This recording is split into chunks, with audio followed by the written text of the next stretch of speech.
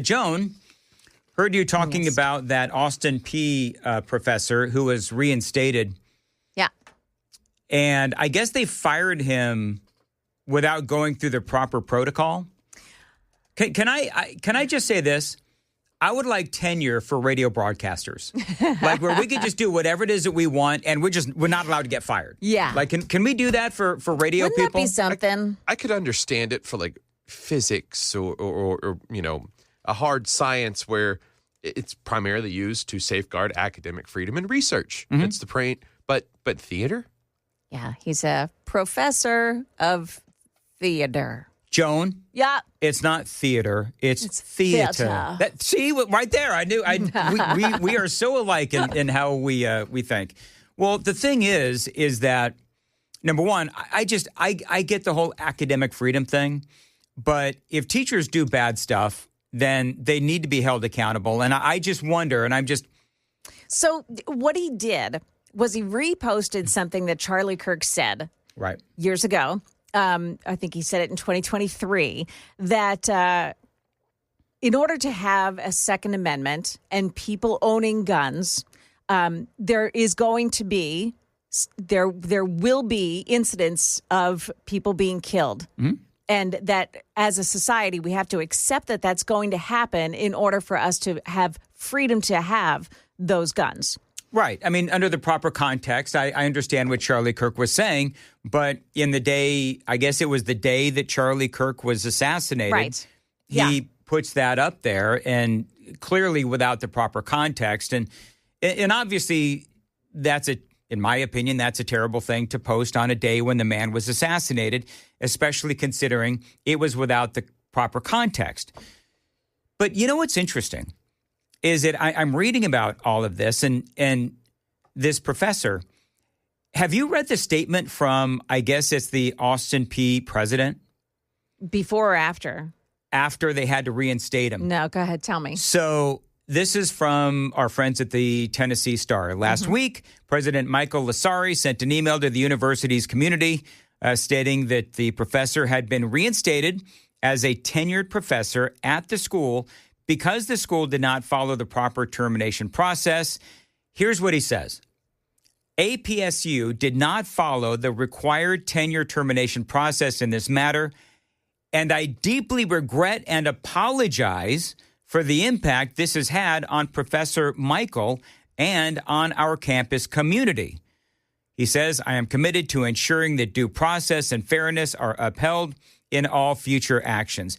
In other words, clearly the president of the university got slapped around. Oh, yeah.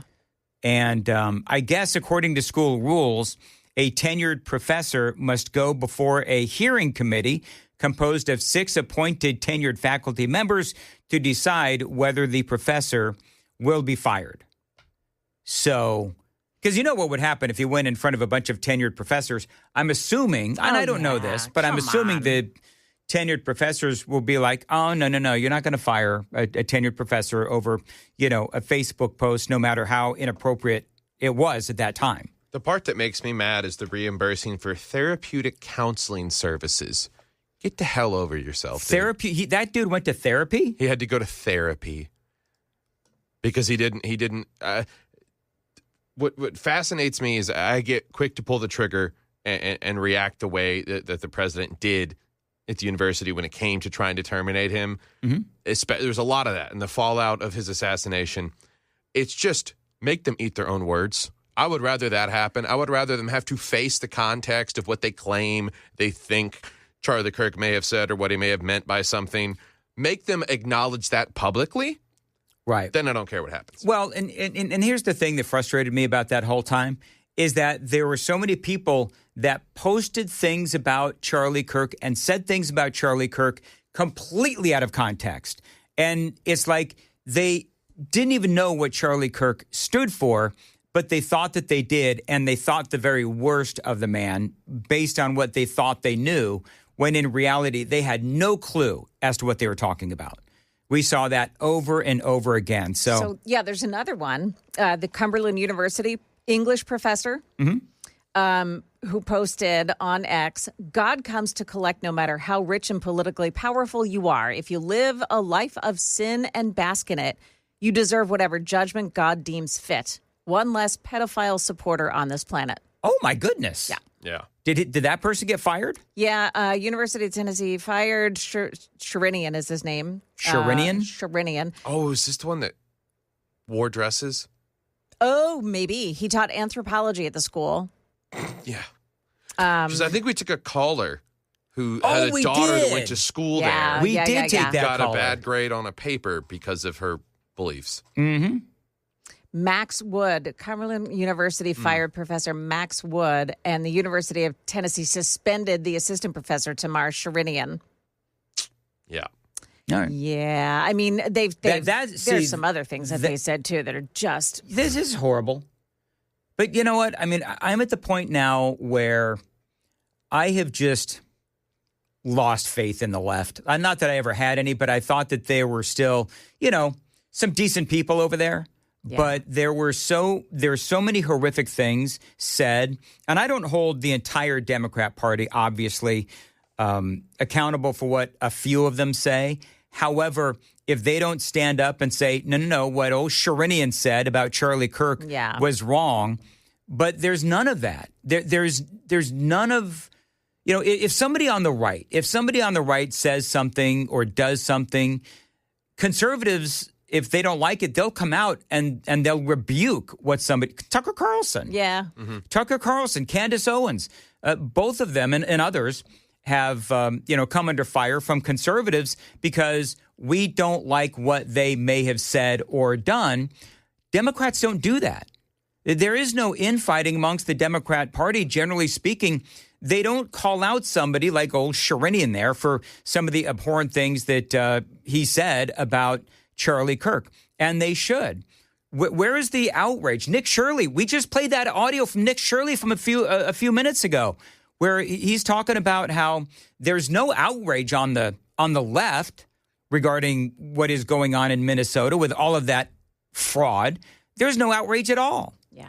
It's only on the right. Why is that? And if we ever insinuate, as this professor did, that someone deserves something based on what they believed, we're raked over the coals for it, and our careers are over in some capacity. Yeah, it just, to me, it's like, and I understand that's part of the charm of the Republican Party of conservatives is, we talked about Turning Point USA, where you had Ben Shapiro, and he's calling out Tucker Carlson. You've got Megyn Kelly calling out Ben Shapiro for calling out Tucker Carlson, and it becomes a whole thing.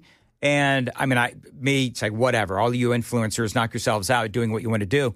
But at least we're willing and able to call each other out and hold each other accountable. There's none of that on the left. No, if you're not the most left person in the room full of leftists, you're the outcast. Yeah, you're right. And, I one of the things, I don't know if I talked about this yesterday on this show, but Mamdani out there in New York, where now they're talking about how he's not going to be able to do what he promised to do in New York without raising taxes on everybody. Because remember, Mamdani was only going to raise taxes on the rich. And I think you had a story earlier, Joan, about how rich people, I'm air quoting, rich people are going to start leaving New York and the business owners and all that kind of stuff. So they did a study, and it turns out that Mamdani, he promised universal health care in the city of New York. Well, he can't do that unless he raises the taxes on everybody in New York and not just the rich people. So here's my question. So do you think Mamdani then is going to raise the taxes on the very people that he said he would never raise their taxes? Or are they just going to not get what they were promised? I can't wait to watch New York fall. I can't wait to watch. I'm popping the popcorn, man. Let's see what happens to New York and Mamdani and all those people who voted for them, and they fell for it. They fell for his BS. And here's the thing. There were analysts and there were people that said that there is no way in heck that he can do everything that he is promising to do by only raising taxes on the rich people in New York. He's going to have to either raise taxes on everybody or they're going to have to do without the things that he's promising. And so we're going to have to see what happens in New York. And just like in Minnesota, we were talking about Minnesota earlier. All right, so Tim Walz has resigned. All right, so not resigned. He's decided he's not going to run for re-election. There you go again. You did it again. I keep doing that, man. I want him to resign. Tim Walz announcing he is not going to continue to run for re-election. And, so you've got the Attorney General, Keith Ellison. I heard somebody somewhere say that Keith Ellison is thinking about running for governor. Keith Ellison is almost as guilty as Tim Walz. Right. Because he was getting campaign donations from these corrupt organizations that were ripping off the taxpayers. And the people in Minnesota, you think they would vote for him? I bet you they would. I have no faith. Not that I ever had a lot of faith in the left, but I just think that they've lost their ever-loving minds. It is clear. And they think that it's okay, as Nick Shirley was talking about before. I'm going on and on. But, the fact that they would rather, go after the messenger, which is Nick Shirley, as opposed to go after the people that were enabling the fraud, and in my opinion, partaking in the fraud as well, like a Keith Ellison, who was getting those campaign donations, the Attorney General for Minnesota. They would rather punish and go after Nick Shirley than go after and punish a Tim Walz or an Ilhan Omar or a Keith Ellison. It is unbelievable, the gall of these people on the other side. You want to hear Nick Shirley talking about these death threats? Sure. Yeah, he's on the Patrick Bet-David show. Okay. And Patrick Bet-David. In person and also... Can you tell me online. about that? Like, are they messaging you saying, we're going to get you? What are they saying to you? Yeah, like they're saying, kirked. You're going to be kirked. You're going to be kirked. That's what they're saying to you. Yeah, like you're the next, you'll be the next Kirk. Isn't that crazy? He went on to say that there were news organizations from India, I think he said, that were calling his little sister. Wow. It's like crazy stuff. Crazy. Doxing his father. Like, he's like, lay off my family, man. People are trying to stir the pot, saying his parents were accused of fraud in 2018, and trying to call him out for being a hypocrite. And it's like, there's no credible information to say that they were charged with fraud. No, they'll just continue to do that. They dox, they try to destroy, and that's why you've got is it Minnesota? It briefly flashed in front of me this morning where there's another state they want to try and eliminate masks for ICE agents. Is it Minnesota? Yeah. I think it may be. It's California. You know what? California has done it. You named the liberal hellhole, and they're trying to do that anyway. All right, it is 7:20 on Nashville's Morning News. Do you know what audio I'm dying to play? Sean Hannity spoke with Maria Corina Machado. Out there in Venezuela, opposition leader. And she has some great things to say about Donald Trump. I'm going to play that coming up next on WTN. Appreciate you joining us. Dan Mandis here along with Sam Rutherford producing, Joan Jones in the newsroom. So Sean Hannity spoke with Maria Corina Machado. Remember, she won that Nobel Peace Prize as the opposition leader in Venezuela. A lot of people thought Donald Trump should get it. She was on with Sean Hannity, and she has not a lot of good things to say about Maduro and a lot of good things to say about Donald Trump. Listen. Let me be very clear. As soon as I learned that we had been awarded the Nobel Peace Prize, I dedicated to President Trump because I believed at that point that he deserved it.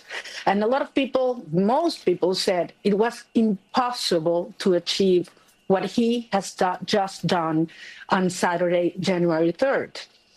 So if I believed he deserved it on October, imagine now. I think he has proven to the world what he means. I mean, January 3rd will go down in history as the day justice defeated a tyranny. It's a milestone, and it's not only huge for the Venezuelan people and our future. I think it's a huge step for humanity, for freedom and human dignity.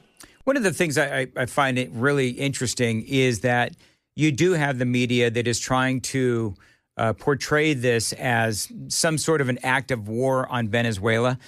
You cannot deny, and we talked about this yesterday, but you cannot deny that there are celebrations happening all over the world. And so it's almost it's very strange and surreal, really, to see the celebrations happening and the media, and many on the left, the same ones, again, who screamed, no kings, angry that Donald Trump removed a dictator who was brutal to the people of his country. It's kind of weird, obviously. So this Maria Corina Machado, she talks about how important of a moment this is for Venezuela. Listen, because this clearly doesn't sound like Donald Trump is at war with her country. I do want to say today, on behalf of the Venezuelan people, how grateful we are for his courageous vision, the actions, historical actions he has taken against this narco-terrorist regime to start dismantling this structure and bringing Maduro to justice, which means that 30 million Venezuelans are now closer to freedom, but also that the United States of America is a safer country nowadays. Hey, Joan, did you see what happened on The View yesterday? I heard about this. Ana Navarro taking out Whoopi Goldberg. By the way, real quick, they're calling this the Trump effect. Apparently, Iran's supreme leader is about to flee to Russia. Going to talk about that straight ahead. But on The View, because, you know what's going on in Iran, right? You've got massive protests going on all across Iran and Tehran. And they're not stopping. This is the first time I've seen these protesters be out in such number and consistently going back again and again, despite the threats on their lives. You mean they don't like the warmth of collectivism? Yeah. No, they don't. So anyway, so that is, they're calling this the Trump effect, but the protests in Iran, they've been going on for at least a week, right? I think about a week. And so that'll continue. Now, who knows what happens after that? But they're saying that he may run, this Iran supreme leader may run to Russia, may go to Moscow and live out the rest of his days. So anyway, that is also part of why China is in such trouble, because you've got, we now control the oil of Venezuela and Iran is in complete chaos. So China may end up ultimately running out of places to get their oil, which is not a bad thing for the United States. Now, Ana Navarro, I don't know where she's from. She's from somewhere in Latin America, I guess, on The View. Look up, if you would, where Ana Navarro is from. But they're talking about, Donald Trump and arresting Nicolas Maduro, the president or former president of Venezuela. Where is she from? Nicaragua. Okay. So Nicaragua. So apparently Whoopi Goldberg said something about, is this what people voted for, right? Because that thing on X where people say, yes, this is what I voted for. Because people on the left, they're always like, oh, is this what you voted for, right? I mean, you always see that and you always hear that. And people on our side always say, heck yes, this is absolutely what we voted for. And that just makes the flakes on the left just snowflakes on the left. It makes them melt even more. So Whoopi Goldberg said something like that, and Ana Navarro, she really reacted. Listen to this. Your question, who voted for this? Mm-hmm. The people in South Florida, the Venezuelan community, the Cuban American community, the Nicaraguan American community voted for this. And for us, this is a very, very happy day when we see a dictator who has been part of oppressing and abusing the Venezuelan people for 25 years, when we see him in handcuffs and held to some sort of accountability. It brought me into tears. It brought me great joy. And, I live in South Florida. But are you okay with the way that it was done? But you can, I think both things can be true. Okay. I think you can criticize and ask questions and have concerns about the way it was done and what this means in the future. Right. What am I missing? Sam, you're the legal expert on this show. What is the problem? Joan, am I missing something? What's the problem with the way it was done? It was a very concise arrest where they went in. They made sure that there were no civilian casualties. They've charged. He's been indicted for years now, and they went in and they got him and they arrested him. What do you mean the way that it was done? I think she's used to like the George Bush way of starting a war and taking 8 months to arrest the guy that you want to charge with crimes, and spending billions of dollars, costing human lives, hundreds of lives, yes. not thousands. Yeah. I'm trying to figure out what could be the other side of it that's so controversial. Yeah, what was controversial about the way that it was done? Does she explain that further on into this? No, probably. Let's listen, shall we? And I think you can still celebrate that this murderous, corrupt, sadistic son of a bitch is out of Venezuela. Yeah. Because he has, I think there's 8 million Venezuelan exiles all over the world. People have fled from this man's tyrannical rule. So Sunny Hostin, who is the lawyer of The View. Yeah. She looks like she's in an elevator where somebody farted. She's got that fart in church kind of look to her face. Like, oh, you can't possibly be taking Donald Trump's side. Her Botox locked up. That's what it was. Is that what it is? Has she done that? I can't. Anybody at that table. Really? Even the dudes. I don't think Anna Navarro's had any. Well, maybe not on the regular. Moving right along. Sonny Hostin looks like it's in her medicine cabinet. All right. Joan, you got anything to say on that? No, I'm not a Botoxer. This is interesting. Real quick.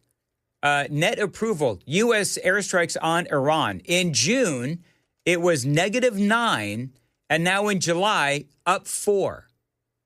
I see CNN on here, Harry Enton. And so they're talking about how the U.S. airstrikes, back when we did them in June of 2025, I think that was the month, right? The American people ultimately did not agree that it was a good thing. The approval on that was -9. Now it's up 4. What does that tell you? Remember, and we're seeing the same thing now with the arrest of Maduro. Remember when Trump took out Iran's nuclear facility and their missile capabilities? The media, I mean, all of them, it was the same thing. It was like, oh my gosh, he's going to start World War III. He started World War III. What is China going to do? What is Russia going to do?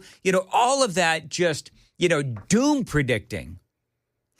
And that never happened. It never happened. And now the American people, in retrospect, are like, yeah, that was a good hit.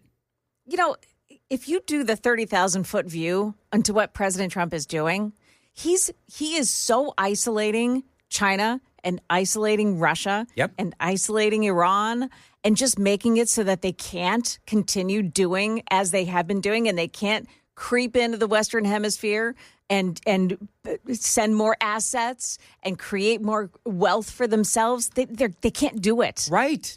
And that's the whole destabilizing. Point. Yes. That's what people don't understand.